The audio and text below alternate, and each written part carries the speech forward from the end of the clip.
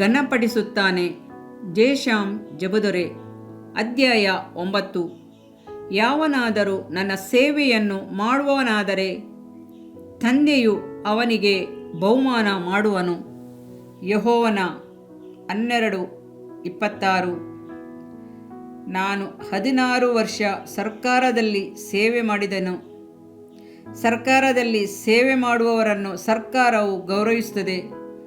60 ವರ್ಷಗಳು ಸೇವೆ ಮಾಡಿದರೆ ನಿವೃತ್ತಿ, ವೇತನ, ಪ್ರೊವಿಡೆಂಟ್, ಹಣ ಎಲ್ಲವನ್ನು ಕೊಡುತ್ತದೆ. ಶಾಲೆಯಲ್ಲಿ ವಿದ್ಯಾರ್ಥಿಯು ತನ್ನ ತರಗತಿಯಲ್ಲಿ ಹೆಚ್ಚು ಅಂಕಗಳನ್ನು ಪಡೆದರೆ ಸಮುದಾಯವು ಅವನನ್ನು ಗೌರವಿಸುತ್ತದೆ. ಆಟದ ಸ್ಪರ್ಧೆಯಲ್ಲಿ ಒಬ್ಬನು ಮೊದಲ ಬಹುಮಾನವನ್ನು ಪಡೆದರೆ ಅವನಿಗೆ ಚಿನ್ನದ ಕಪ್ಪು ಸರ್ಟಿಫಿಕೇಟುಗಳನ್ನು ಕೊಟ್ಟು ಗೌರವಿಸುತ್ತದೆ. ಸ್ವತಂತ್ರ ದಿನಗಳಲ್ಲಿ ತ್ಯಾಗಿಗಳನ್ನು ಸರ್ಕಾರವು ಗೌರವಿಸುತ್ತದೆ. ಅದೇ ರೀತಿ ಯೇಸು ಕ್ರಿಸ್ತನು ಕೂಡ ಈಗ ಹೇಳುತ್ತಿದ್ದಾನೆ, ಒಬ್ಬನು ನನ್ನ ಸೇವೆ ಮಾಡಿದರೆ ಅವನಿಗೆ ತಂದೆಯು ಬಹುಮಾನ ಕೊಡುತ್ತಾನೆ. ತಂದೆಯಿಂದ ಬಹುಮಾನ ಪಡೆಯುವುದು ಎಷ್ಟೊಂದು ಶ್ರೇಷ್ಠವಾದ ಅನುಭವ ಅಲ್ಲವೇ? ಯೋಚಿಸಿ ನೋಡಿರಿ. ಅಂದು ಅಹಷ್ವೇರೋಷ್ ರಾಜನು, ಅರಸನು ಯಾವನನ್ನು ಸನ್ಮಾನಿಸಬೇಕೆಂದು ಇಷ್ಟವುಳ್ಳವನಾಗಿರುತ್ತಾನೋ ಅವನಿಗೆ ಮಾಡತಕ್ಕದ್ದೇನು ಎಂದು ಕೇಳಿದನು. ಅದಕ್ಕೆ ದೊರೆತ ಉತ್ತರವೇನು ಗೊತ್ತೇ? ಒಬ್ಬನನ್ನು ಸನ್ಮಾನಿಸಬೇಕೆಂದು ಅರಸನಿಗೆ ಇಷ್ಟವಿದ್ದರೆ ತಾನು ಧರಿಸಿಕೊಳ್ಳುವ ರಾಜ ವಸ್ತ್ರಗಳನ್ನು, ಸವಾರಿ ಮಾಡುವ ಪಟ್ಟದ ಕುದುರೆಯನ್ನು ತರಿಸಿ ಅರಸನು ಸನ್ಮಾನಿಸಬೇಕೆಂದಿರುವವನನ್ನು ಗೌರವಿಸುವ ರೀತಿಯೂ ಇದೆ ಎಂದು ಪ್ರಕಟ ಮಾಡಿಸಬೇಕು ಎಂದು ಹೇಳಿದನು. ಎಸ್ತೇರಳು 6:7, 8, 9. ದೇವಮಗುವೆ, ಸ್ವಲ್ಪ ಯೋಚಿಸಿ ನೋಡು. ಒಬ್ಬ ಅರಸನು ಒಬ್ಬ ಮನುಷ್ಯನನ್ನು ಹೀಗೆ ಗೌರವಿಸುವುದಾದರೆ ತನ್ನ ಸೇವೆ ಮಾಡುವವರನ್ನು ರಾಜಾದಿರಾಜನು ಇನ್ನೆಷ್ಟು ಅಧಿಕವಾಗಿ ಗೌರವಿಸುತ್ತಾನೆ. ಒಂದು ದಿನ ನಾವು ಪರಲೋಕ ಬೀದಿಗಳಲ್ಲಿ ನಡೆಯುವಾಗ ಆ ಘನತೆಯನ್ನು ಕಣ್ತುಂಬ ಕಾಣಬಹುದು. ಅಲ್ಲಿ ನಮ್ಮ ಹೃದಯವು ಪರವಶಗೊಳ್ಳುವುದು.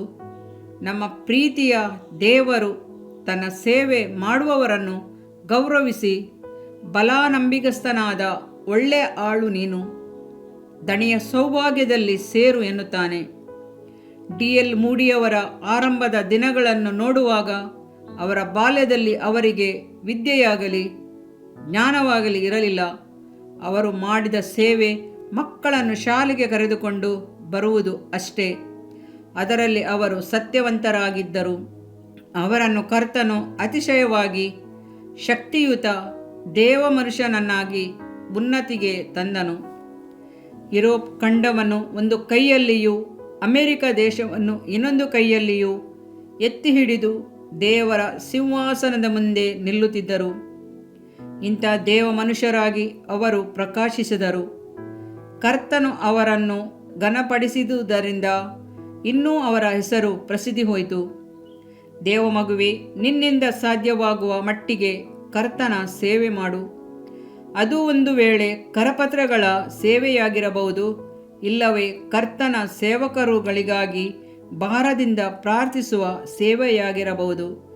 ನೀವು ಕರ್ತನ ಸೇವೆ ಮಾಡುವವನಾದರೆ ಕರ್ತನು ನಿಶ್ಚಯವಾಗಿ ನಿನ್ನನ್ನು ಘನಪಡಿಸುತ್ತಾನೆ.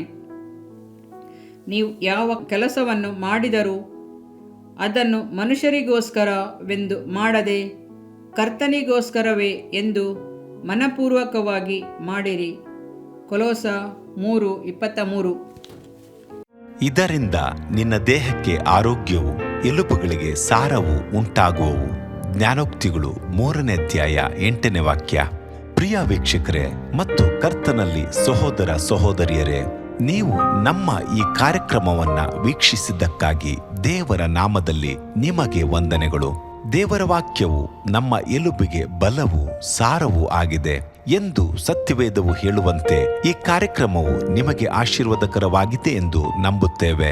ಪ್ರಿಯ ವೀಕ್ಷಕರೇ, ನಮ್ಮ ಈ ಸೇವೆಗಾಗಿ ಪ್ರಾರ್ಥಿಸಿರಿ ಮತ್ತು ಎಲ್ಲಾ ಕಾರ್ಯಕ್ರಮಗಳನ್ನ ಇತರರೊಂದಿಗೆ ಶೇರ್ ಮಾಡಿರಿ. ಅದೇ ರೀತಿಯಾಗಿ ನಮ್ಮ ಈ ಯೂಟ್ಯೂಬ್ ಚಾನೆಲ್ ಅನ್ನು ಸಬ್ಸ್ಕ್ರೈಬ್ ಮಾಡಿರಿ ಹಾಗೂ ಲೈಕ್ ಮಾಡಿ. ನಿಮ್ಮ ಅನಿಸಿಕೆಗಳನ್ನು ಕಮೆಂಟ್ ಬಾಕ್ಸ್ನಲ್ಲಿ ನಮಗೆ ತಿಳಿಯಪಡಿಸಿ. ನಮ್ಮ ಸಂಖ್ಯೆ 7022104605. ಈ ಸಂಖ್ಯೆಗೆ ಕರೆ ಮಾಡಿರಿ. ಒಬ್ಬ ಪಾಪಿಯ ಪ್ರಾರ್ಥನೆ. ಯೇಸುವನ್ನು ರಕ್ಷಕನಾಗಿ ಅಂಗೀಕರಿಸಲು ಮಾಡಬೇಕಾದ ಪ್ರಾರ್ಥನೆ. ಪ್ರಿಯ ಪರಲೋಕದ ತಂದೆಯೇ, ಯೇಸುವಿನ ಹೆಸರಿನಲ್ಲಿ ನಾನು ನಿನ್ನ ಬಳಿಗೆ ಬಂದಿದ್ದೇನೆ. ನನ್ನ ಬಳಿಗೆ ಬರುವವರನ್ನು ನಾನು ತಳ್ಳಿಬಿಡುವುದೇ ಇಲ್ಲ. ಯೋಹಾನ 6:37 ಎಂದು ನಿನ್ನ ವಾಕ್ಯ ಹೇಳುತ್ತದಲ್ಲ.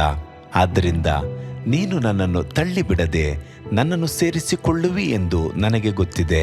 ಆದ್ದರಿಂದ ನಾನು ನಿನಗೆ ಸ್ತೋತ್ರ ಮಾಡುತ್ತೇನೆ.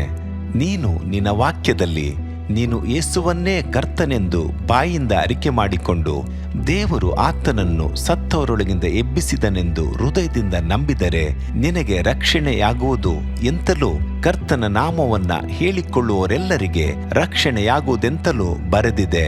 ರೋಮ 10:9 ವಾಕ್ಯ. ಯೇಸು ಕ್ರಿಸ್ತನು ದೇವಕುಮಾರನೆಂದು ನನ್ನ ಹೃದಯದಲ್ಲಿ ನಂಬುತ್ತೇನೆ. ನನ್ನನ್ನು ನೀತಿವಂತನನ್ನಾಗಿ ಮಾಡುವುದಕ್ಕಾಗಿ ಆತನು ಸತ್ತವರೊಳಗಿಂದ ಎಬ್ಬಿಸಲ್ಪಟ್ಟನು ಎಂದು ನಂಬುತ್ತೇನೆ.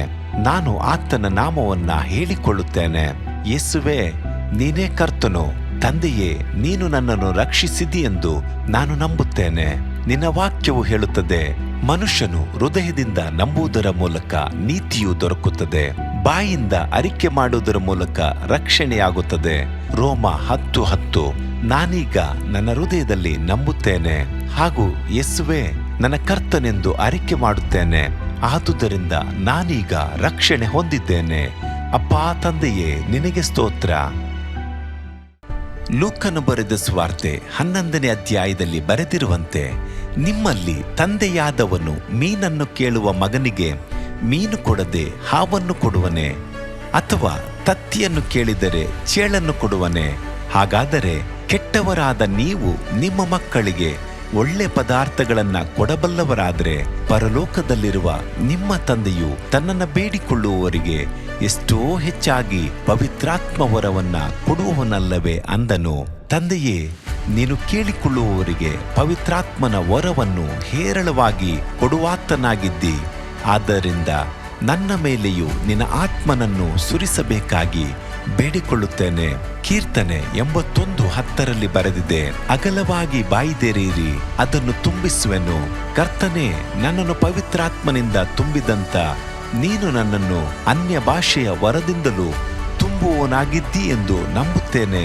ಅದರಂತೆ ನಾನು ನನ್ನ ಬಾಯಿಯನ್ನು ತೆರೆದು ನಿನ್ನ ಸ್ತೋತ್ರ ಮಾಡುವಾಗ ಅನ್ಯ ಭಾಷೆಯ ಅಭಿಷೇಕದಿಂದ ನನ್ನನ್ನು ತುಂಬುವವನಾಗಿದ್ದಿ ಎಂದು ನಂಬುತ್ತೇನೆ. ಈಗ ನೀವು ನಿಮ್ಮ ಬಾಯಿಯನ್ನು ತೆರೆದು ಮಾತನಾಡುವಾಗ ಪವಿತ್ರಾತ್ಮನು ನಿಮ್ಮ ಬಾಯಿಯನ್ನು ತನ್ನ ಭಾಷೆಯಿಂದ ತುಂಬುವವನಾಗಿದ್ದಾನೆ. ಇದು ದೇವರ ಭಾಷೆಯಾಗಿದೆ. ಈ ಅಭಿಷೇಕವನ್ನ ಹೊಂದಿಕೊಳ್ಳಲು ನೀವು ನಿಮ್ಮ ಸ್ವರವನ್ನ ಉಪಯೋಗಿಸಬೇಕು. ಅದರಿಂದ ನೀವು ನಿಮ್ಮ ಬಾಯನ್ನು ತೆರೆದು ದೇವರಿಗೆ ಸ್ತೋತ್ರ ಮಾಡುವಾಗ ದೇವರು ನಿಮ್ಮನ್ನು ಅನ್ಯ ಭಾಷೆಯ ವರದಿಂದ ತುಂಬುವವನಾಗಿದ್ದಾನೆ. ಪ್ರಿಯರೇ, ಈಗ ನೀವು ಪವಿತ್ರಾತ್ಮನಿಂದ ತುಂಬಲ್ಪಟ್ಟ ಆತನ ಪ್ರಿಯ ಮಕ್ಕಳಾಗಿದ್ದೀರಿ. ದೇವರ ನಾಮಕ್ಕೆ ಸ್ತೋತ್ರವಾಗಲಿ.